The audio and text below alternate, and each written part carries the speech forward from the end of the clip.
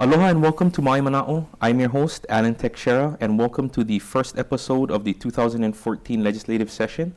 Joining us again are the Maui State Senators, Senator Kalani English, Senator Rosalyn Baker, and Senator Gilbert Keith-Agaran.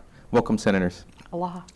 Well, here we are again in session, and I was hoping we could jump right into some specific issues within your districts, like the modernization projects for the airport and highways. Could you guys discuss some of the issues at the airport? There's a lot of things moving ahead at the airport, and there's going to be a lot of construction in the area in the next coming years. You can already see the roads coming in that'll go around Derry Road. You can see where it's going to go, and the rent-a-car facilities will go ahead. So, right now it's a preliminary work is going into place, but I think in the next maybe year, it's going to ramp up and you're going to see a lot of construction. Well, they're also doing some inside renovation to make sure that, the visitor experience, and for those of us that travel frequently, have a really good place to relax, wait for the plane, and also take care of any other needs that travelers have at the airport. There was also a proposed traffic signal at the Pi'ilani Highway and Kalani Hakoi intersection. Yes, that's in Kihei, and that intersection is the will be the entrance to the new South Maui High School. And so it's already a very substandard intersection in terms of people coming out of the subdivision at Kalani Hakoi, trying to make a left turn. People are just whizzing down that highway. So we really think that even before the high school breaks ground, that we need to be ready with a traffic light there to make it just safer for the residents currently. And then, of course, it'll be a way for buses to make a left turn, parents make a left turn into the school if they need to. I know some of the community would rather have roundabouts, and there was a consultant hired to take a look at some calming ways to deal with traffic and safe routes to school. But my understanding is that in order to have a roundabout be a successful implement for traffic calming, you would need a series of them, and because of buses and other things going on, it would take a huge area of land. So it may not be possible there. And I think understanding some of those limitations of roundabouts, we need to go ahead and do the signalized traffic light. Yeah, so there's actually a bill that Senator Baker, in fact the Maui delegation, Yes. introduced that passed out of my committee, and we sent it to Ways and Means, and Ways and Means passed it out today. So it's going to the Senate floor and then sent over to the House.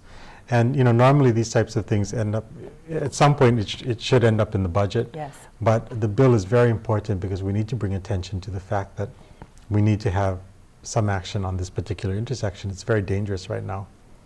In the other side of my district, Lahaina, we recently opened the first phase of the Lahaina bypass, and it's really getting a lot of attention. It makes a difference, particularly if you're coming from Central Maui back into Lahaina. You can hop on Hokiokio and get a beautiful view of the ocean, and then it cuts a considerable amount of time, particularly if you're trying to bypass Lahaina Luna Road and the traffic area going into Kanapali. So, what's the next phase that they're building?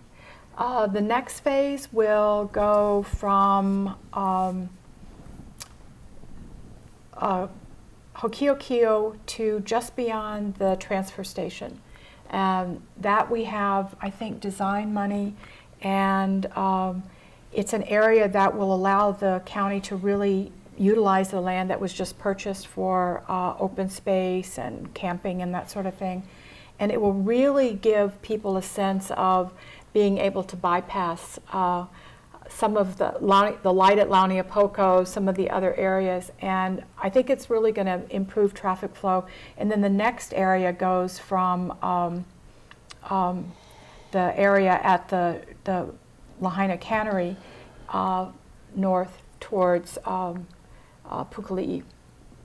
But that area, we still have to, it's on our STIP, but we need to get the federal match, and I think we still need to do some planning and design on that. So we've got some time on that one. Yeah. Senator, do you want to talk about Hana Highway improvements at all? Well, yeah, of course, there's always improvements going on the Hana Highway. But, this year, there's a concentration. We put some monies in last budget for the bridge, studying the bridges and looking at how we're going to categorize them and which ones need to be fixed first. So they're in the process of doing that, and I think that is moving ahead. But we have things like parts of the roads sliding into the ocean, emergency repairs. So the DOT has been very good at keeping up on this to make sure that Hana Highway all the way out stays open.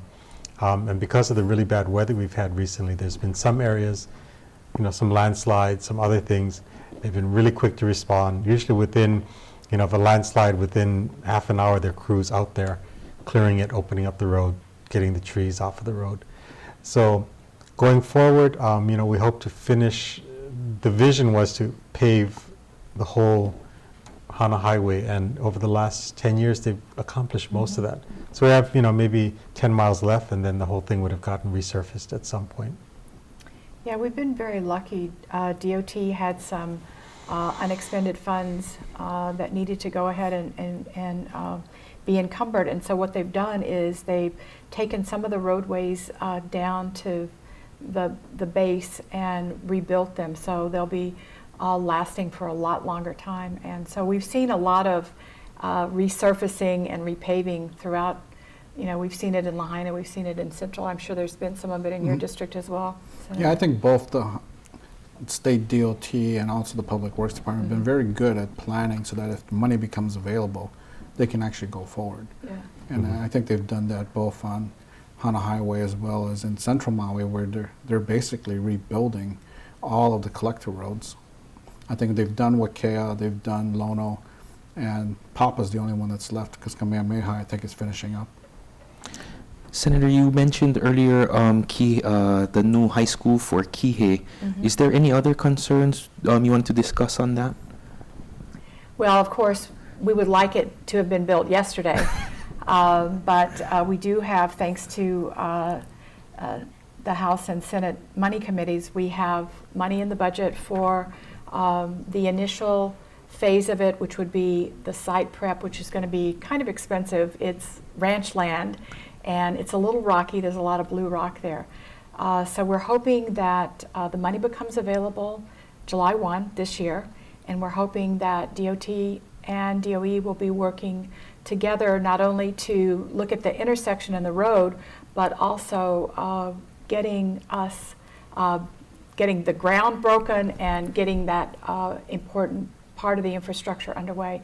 Because without that site preparation, we really can't go forward to get a designer, get a contractor coming in to actually start looking at building placement and that sort of thing. So that's ongoing. And the other bill that we've had at the legislature that all three of us, I'm happy to say, signed on to is to name the new school, the new high school in Kihei after Patsy Takimono Mink. I know some people have said, well, it ought to be Kihei High School. There already is a Kihei High School. It's the public charter school, but that's its name, and it's a DOE school, and of course you can't have two schools of the same name on the island.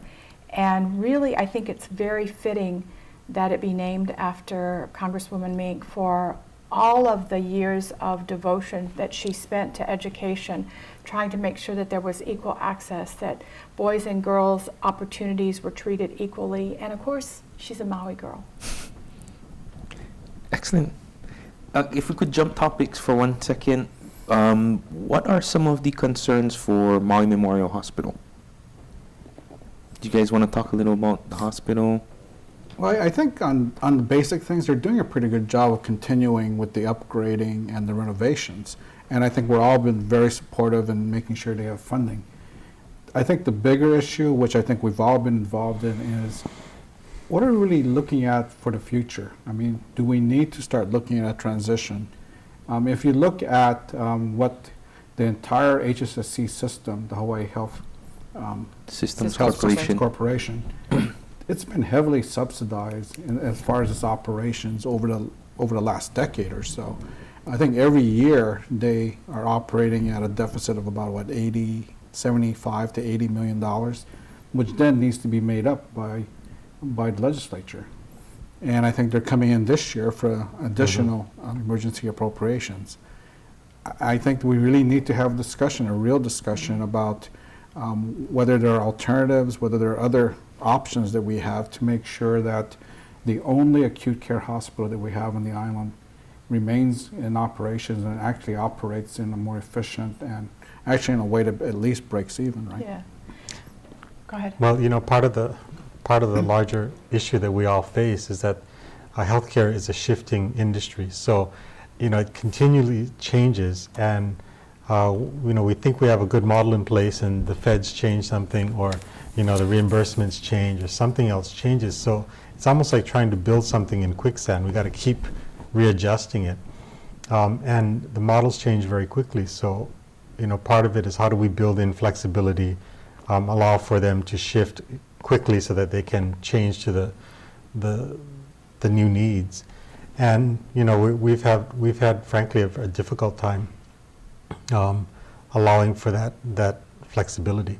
So that's what we've been aiming for here. Yeah, there is a bill moving through the legislature that would provide sort of a framework to have some conversations, negotiations, because you're actually talking about moving potentially, and I think realistically, from a public facility to a private facility. And of course, that gives a lot of angst to employees who have been public employees and now going to the uncertainty of the private sector world.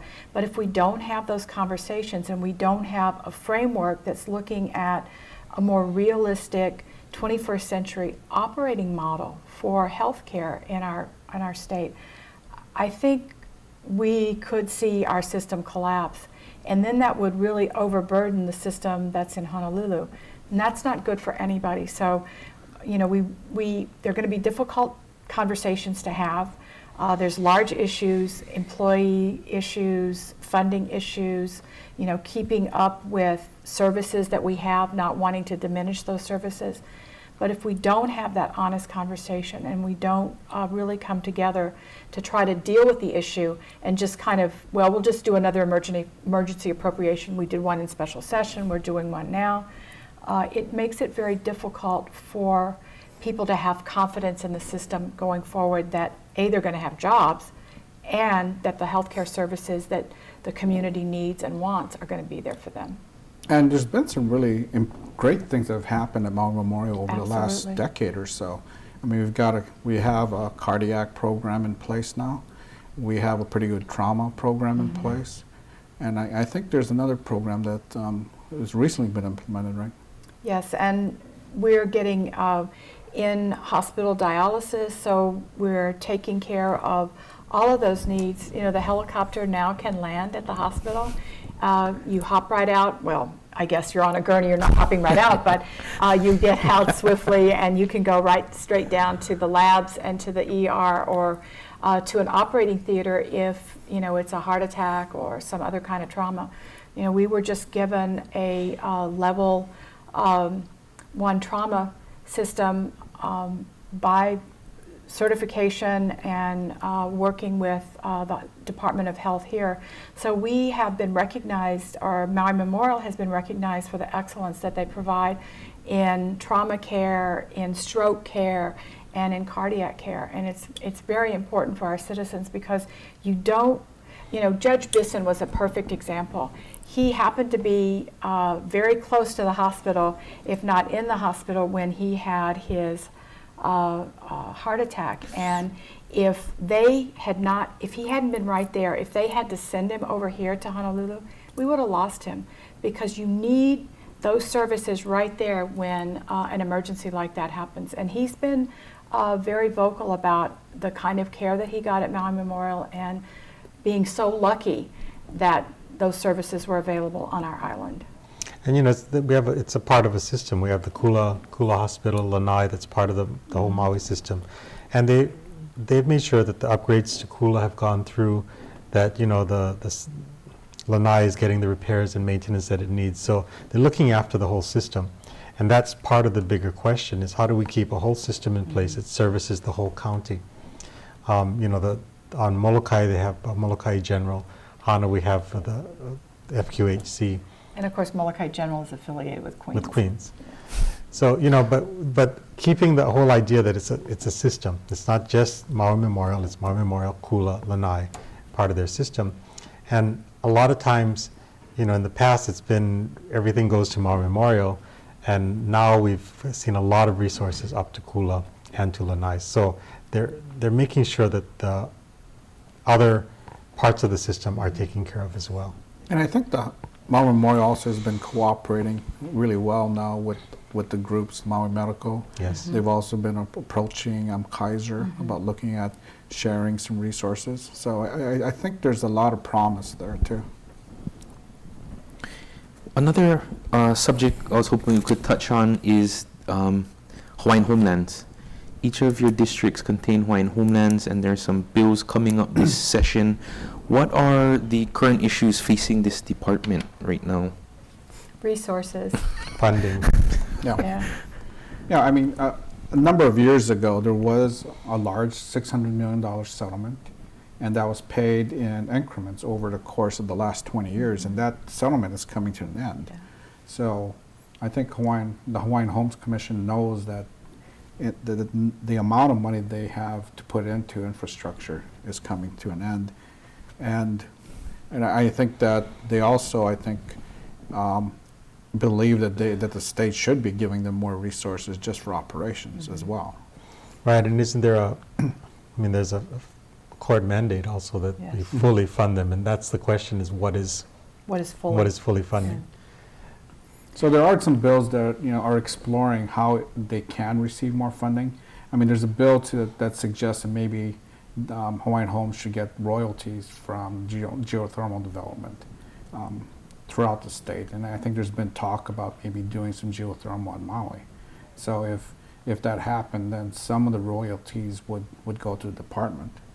And I think the other thing, at least in part of my district around Mokulele Highway, is DHHL is taking the lead with some of their parcels and trying to hooey up with public safety, DLNR, some of the other interests that also have lands in the area or needs in the area, to see if by sharing resources to do infrastructure, to put in sewer, roads, water, whatever, that it would make it easier for all of these state agencies to fulfill their mission, and one wouldn't have to carry the load by themselves. And within my district, Waiahuli is thriving. The community is doing very well up there in Kula. Molokai has a number of Hawaiian homesteads that, for the most part, are thriving, are doing well.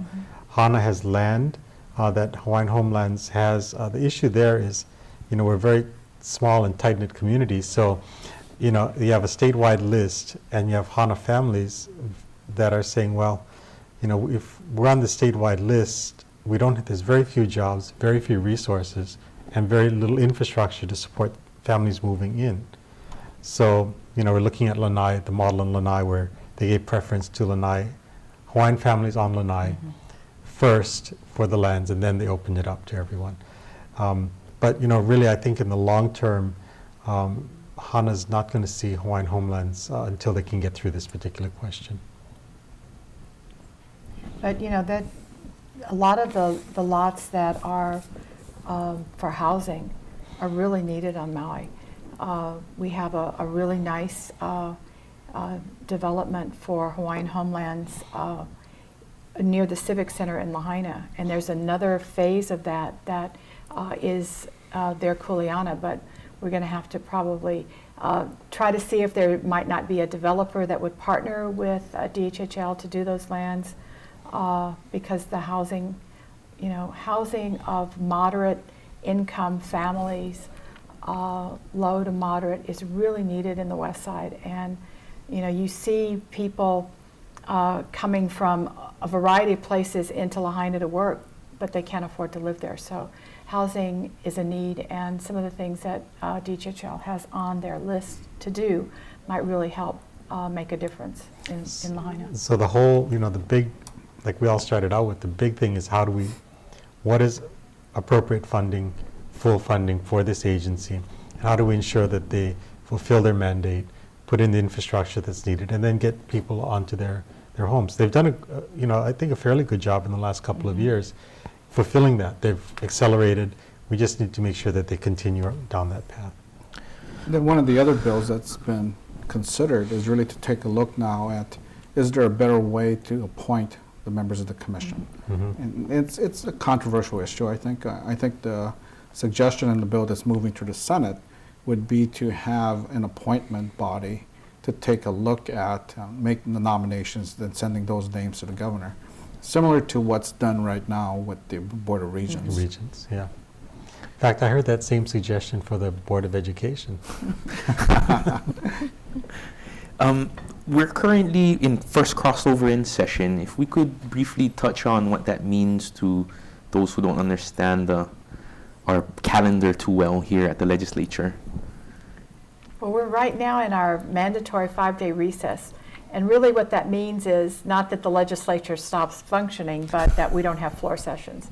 So we've had hearings, we're getting ready for first crossover. The second committees are looking at bills, trying to figure out, are they going to get funding from Ways and Means? Are they going to be considered by Judiciary and Labor or Consumer Protection, and then move forward? But the best way to stay on top of bills that you're interested in is just to follow them on the website. We have a very user-friendly www.capital.hawaii.gov website. You can submit testimony, you can find out whether a bill is still moving. See all the committee reports, Exactly, see all the testimony. Yeah. Well, we live in a different system, so to explain it sometimes we have to get out of the acronyms. The first committee hears the subject matter. So in my case, it's Transportation International Affairs. So I hear all of those bills. Then I pass them, and it goes to the second committees, which is one of three: Ways and Means, Consumer Protection, or Judiciary. And those are the three big committees. So we're finished with our work up front. We sent all of our bills to one of those three committees, and now they're looking at them for those impacts, and saying, the money committees, for example, would say, well, okay, we might have to blank out the amount because we don't know how much we have, but we can move this concept on. The Consumer Protection Committee looks at a number of bills dealing with that. Judiciary looks at the judicial issues and decides to move the bill. So that's how we start culling down the amount of bills, and really the big issues move to the top. And then the other thing that the Senate has to deal with that the House does not is confirmations. So we have a number of boards and commissions that the governor will send down nominations. They go to whichever committee has jurisdiction over that subject matter. We just got a nomination for Supreme Court Justice. So the Committee on Judiciary and Labor will be taking that up. Dr. Rosen, the Department of Health. Right. The new Director of Health nominee, Linda Rosen. And I think we're still waiting for the agricultural director's confirmation as well. Yes. Yeah, I think that's going to be next week, right? So the Senate has to confirm gubernatorial appointees. The House doesn't do that. So that's one additional item that we do. Meanwhile, the House, of course, is doing the same thing that we've done on our side. And then crossover just means that we exchange the bills that have gone through the process in the first half of the session. A lot of the bills will be similar to the bills that we've looked at, but there will be some bills that only made it through the House, and now we're going to take a look at it on our side. Yeah, and this is actually start seeing these issues rise. It's the similar bills on both sides, and then at a certain point, it's a handful of really the issue of the day. That's what we're dealing with. That's left. Well, we have a couple minutes left. If you wanted to touch on any other particular pieces of legislation that you wanted to discuss, or you can explain more of session. Well, there's one part I think a lot of people follow but really don't understand completely. That's the grant and aid process. It's grant and aid is just that. It's an application that they put in to the money committees requesting support for their projects. And I think the number was like $4 billion worth of requests this year. Yes. $4 billion. Yes, for, and the grant and aids are what we look at after the budget's done, and we look at, okay, this is how much money's still left, and how do we distribute that? So, we receive a lot of agencies and nonprofits and really worthy projects that come in and sit with all of us. And we have to explain that, look, we support your projects, but it's just how are we going to distribute such a finite amount of monies? I mean, Maui, I have to say, we've been very fortunate that over the years we brought home a lot of very good projects, and supported. So, and the projects have been successful for the most part. So that's how we build the. When somebody says we're asking one time, usually they ask one time. And there's two different kinds of grant and aid projects. You have capital improvement projects, like what I think Cameron Center is looking for, for instance. And then you have program resources that would help, Healthy Start or Boys and Girls Club, or those kinds of programs that help particular groups that have certain needs in the community. So you may have some years weren't able to do any program grants. We only did capital improvement grants.